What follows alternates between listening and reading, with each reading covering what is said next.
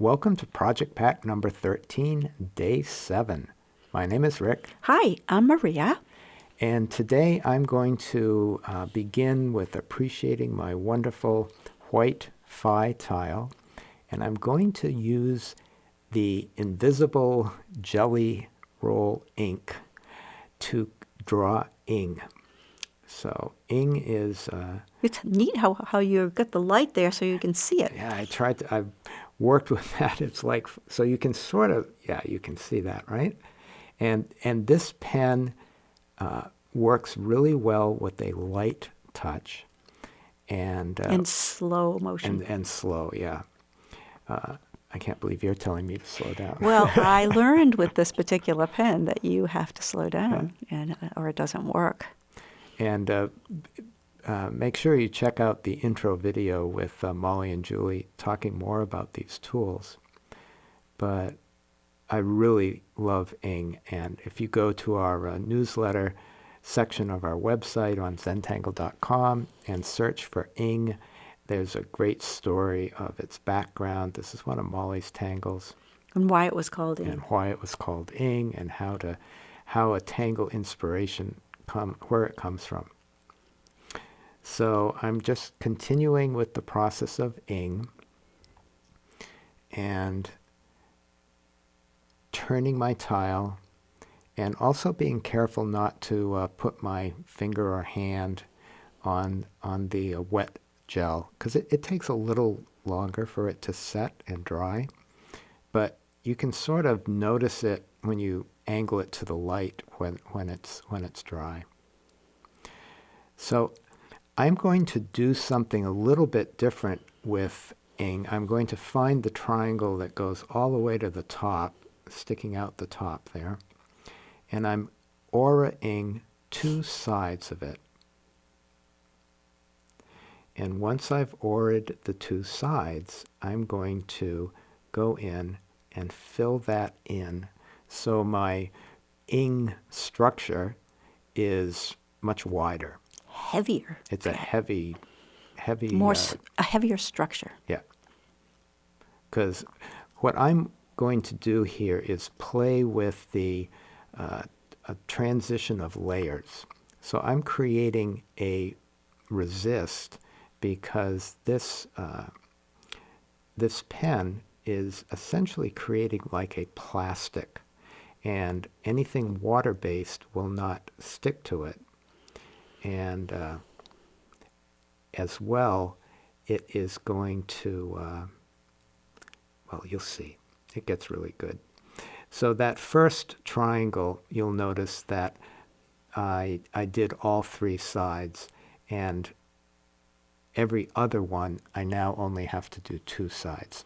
So you'll play with it, and you'll see how Actually, yours comes out. It doesn't really matter. It'll just be a little wonky, but it'll still be just fine. Yeah. So it'll it's whatever you do, if it doesn't look like mine, this is my suggestion, is that you keep going all the way through the process, and then give yourself a chance to appreciate how yours comes out.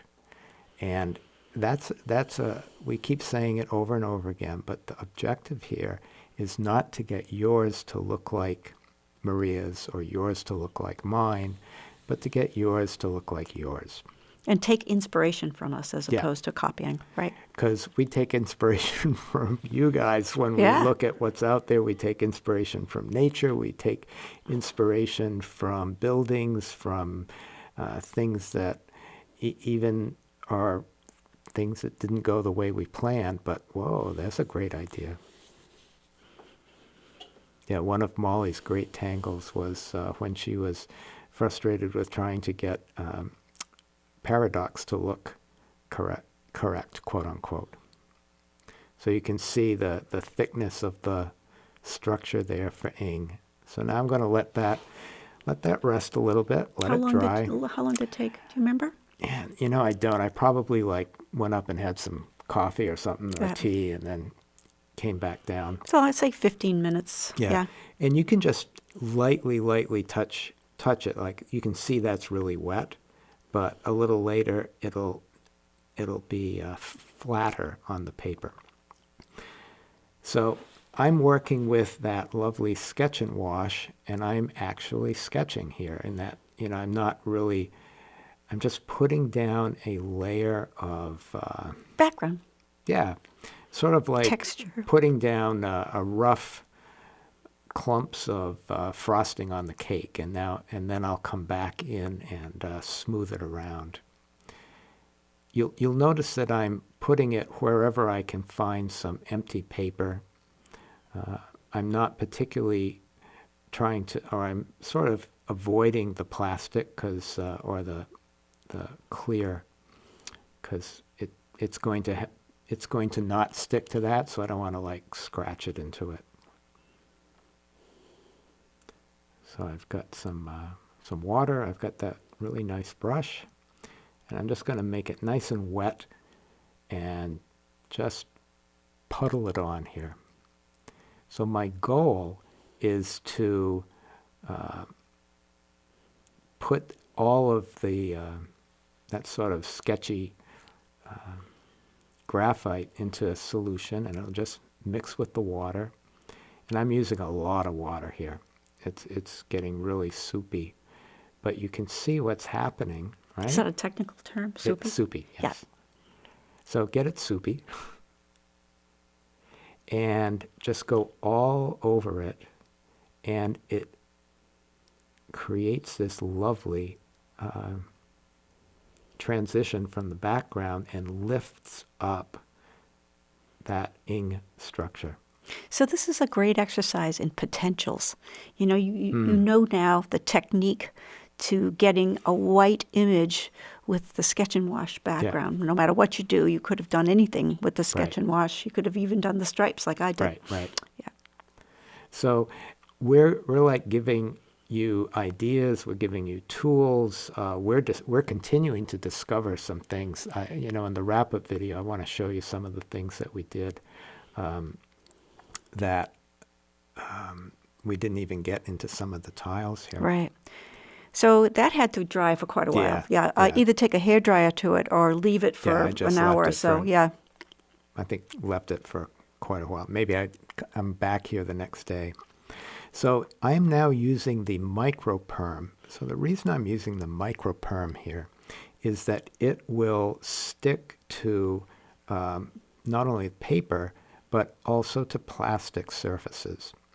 So since that resist is a plastic, I'm just putting this to the right. I'm just holding the tile in a particular way, and I'm going to put it on the right of every piece of that structure. So it's almost like a shadow line. Yeah.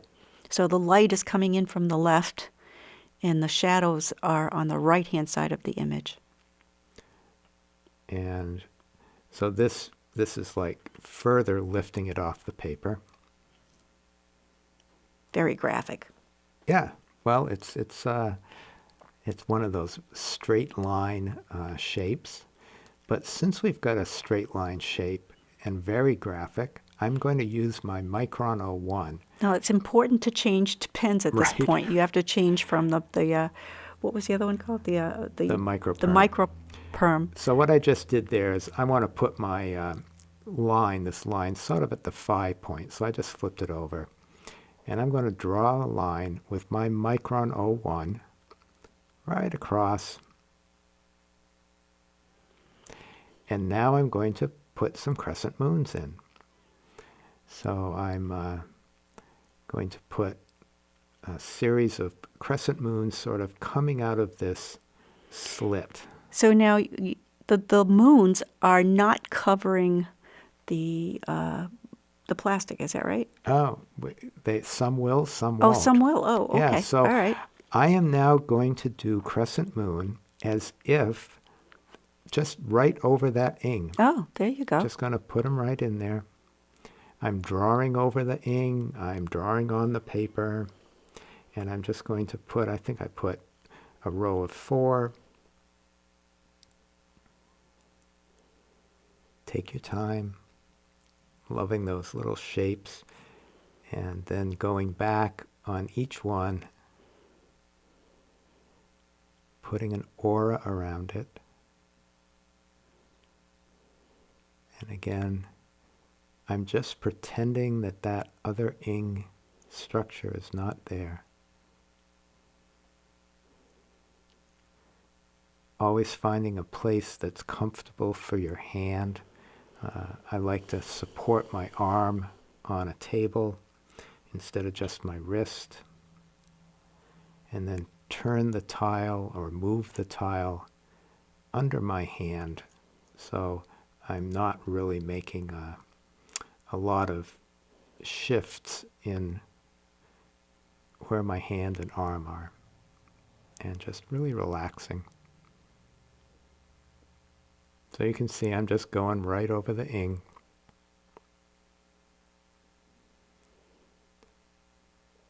So now let's, in between those, let's add another series of crescent moons. So now between each of the four, we'll do 3.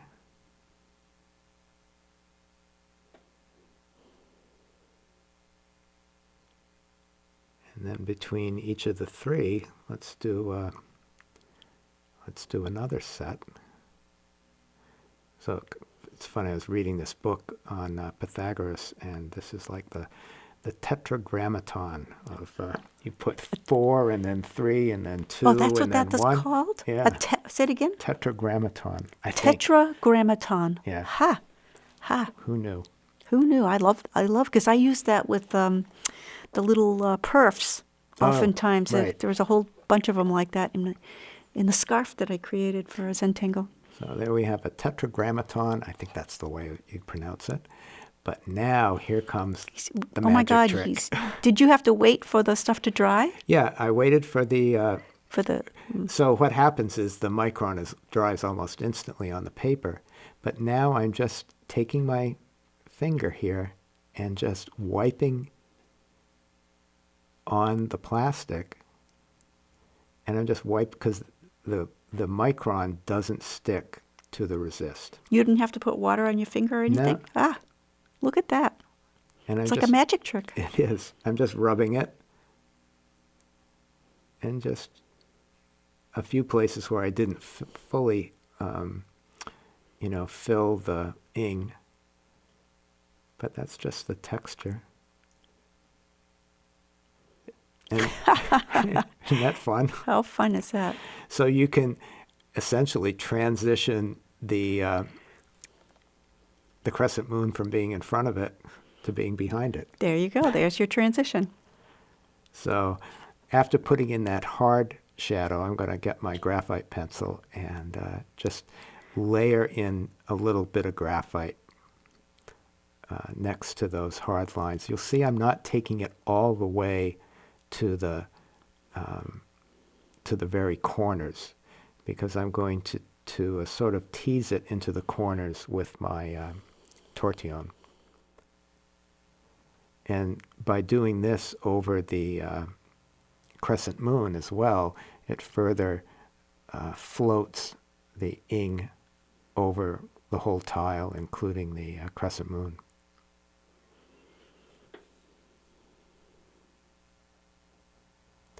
And then to emphasize the crescent moon going through that slit in the paper. It wasn't a line, it was a slit in the paper. Right? Aha! So somebody cut the paper, and on the other side was some crescent moon that just started leaking through, And perhaps. I thought it was just a line. Yeah. Oh my gosh. And then tortillon just smoothed that out. So it's a little bit heavier in the corner, but now I pull it into the middle. I mean, it's heavier in the middle, and then I pull it out to the edges. So there's like a little gradation.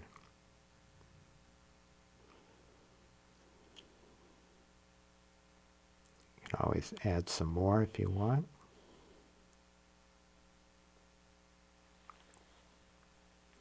And again, I'm just turning the tile each time. No real up or down. And there's this really nice feeling of finishing, or I don't know. This is one of my favorite parts, is going in and adding. Maria calls it adding love, but it just really is a wonderful ending to any tile. Well, it certainly adds to the three-dimensionality. Mm. So a little bit of shading on the layering of those crescent moons, sort of putting one behind the other.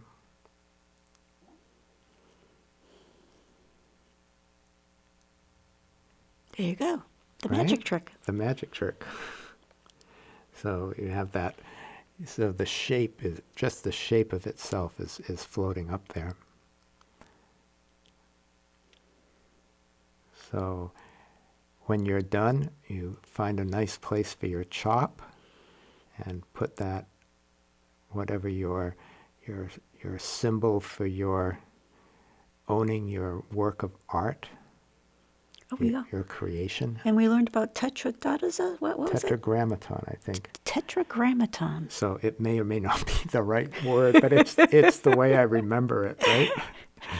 So there we go. And let's see what else. Oh, I think I did a little bit something more to this, because I was looking at it and then I was thinking,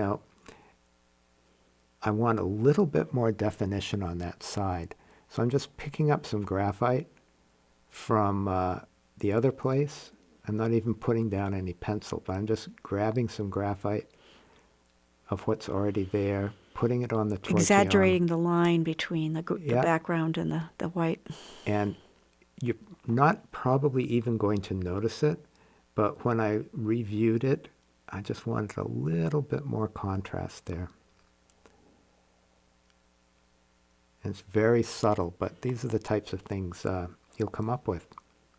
So this has been absolutely awesome, this project pack, and thank you so much for playing with us. Okay, see you later. Bye. Bye now.